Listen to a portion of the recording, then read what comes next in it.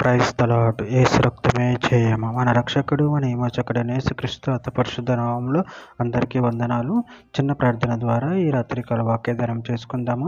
పరిశుద్ధుడా, ప్రేమగల దేవ యేసయ్య, సర్వాధికారినైన మీకే వేలాది వందనములు, కృతజ్ఞత స్తుతి స్తోత్రం చెల్లించుకుంటున్నాను దేవ రాత్రికాల సమయంలో ప్రభు వాక్యభాగం ధ్యానిస్తుండగా వాక్యభాగం అర్థమైనట్లు సహాయం చేసి మీ కృపలో బలపరిచి మీకు మాదిరిగా మమ్మల్ని నడిపించి మీ చిత్తమును మా జీవితంలో జరిగించమని చిన్న ప్రార్థన యేసుక్రీస్తు అతి పరిశుద్ధ నామములో అడిగి వేడుకుంటున్నాను తండ్రి. Amen amen.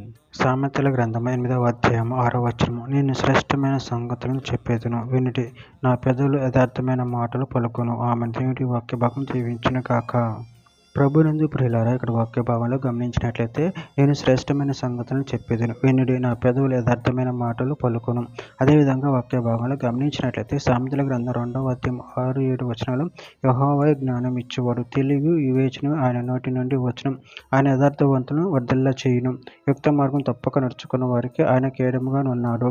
కొరింథీయులకు రాసిన మొదటి పత్రిక 2వ అధ్యాయం 6-7 వచనం, పరిపూర్ణులైన వారి మధ్య జ్ఞానము బోధించుతున్నాము, అది ఈ లోక జ్ఞానము కాదు, నిరర్ధకులకై పోవచ్చున్న ఈ లోకాధికారుల జ్ఞానము కాదు, కానీ దేవుని జ్ఞానము మర్మమైనట్టుగా బోధించుతున్నాము. ఈ జ్ఞానము మరుగై ఉండెను, జగత్ ఉత్పత్తి ముందుగానే దీనిని దేవుడు మన మహిమ నిమిత్తము నియమించెను.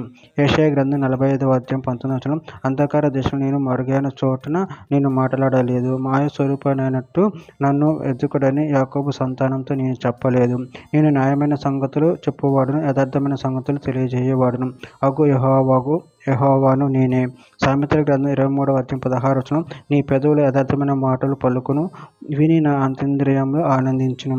సామెతల గ్రంథం 22వ అధ్యాయం 18వ వచనం, నీ అంతరంగ మందు వాటిని నిలుపుకొనుట ఎంతో మంచిది, పోకుండా అవి నీ పెదవుల మీద ఉండనీయము. సామెతల గ్రంథం 4వ అధ్యాయం 11వ వచనం, జ్ఞాన మార్గం నేను నీకు బోధించి ఉన్నాను, యథార్థ మార్గములలో నిన్ను నడిపించి ఉన్నాను. కీర్తనల గ్రంథం 95వ అధ్యాయం 7వ వచనం, రండి నమస్కారం చేసి సాగిలపడదుము, మనల్ని సృజించిన యెహోవా సన్నిధిని మోకరించుదుము, నేడు మీరు ఆయన మాట అంగీకరించిన ఎంతో మేలు. చివరిగా ఒక మాట, సామెతల గ్రంథం 4వ అధ్యాయం 20-21 వచనం, నా కుమారుడ నా మాటను ఆలకింపుము, నా వాక్యములకు చెవియొగ్గుము, నీ కనుల ఎదుట నుండి వాటిని తొలగిపోనీయకము, నీ హృదయమందు వాటిని భద్రం చేసుకొనుము. ఆమె. దేవుడి వాక్యభాగం దీవించిన కాక చిన్న ప్రార్థన చేసుకుందాము. పరిశుద్ధుడ మహాగణుడైన దేవేశయ, మీరు ఇచ్చిన వాక్యదాన్ని వాటి ప్రాముఖ్యతను చెల్లించుకుంటూ నీ వాక్యమును నీ మాటను గైకును వాటి ప్రకారం నడుచుకున్న శక్తిని బలాన్ని మాకు అనుగ్రహించి మీ ప్రేమలో కృపలో బలపరిచి స్థిరపరచమని చిన్న ప్రార్థన యేసు నామములో అడిగి వేడుకుంటున్నాను తండ్రి. Amen amen.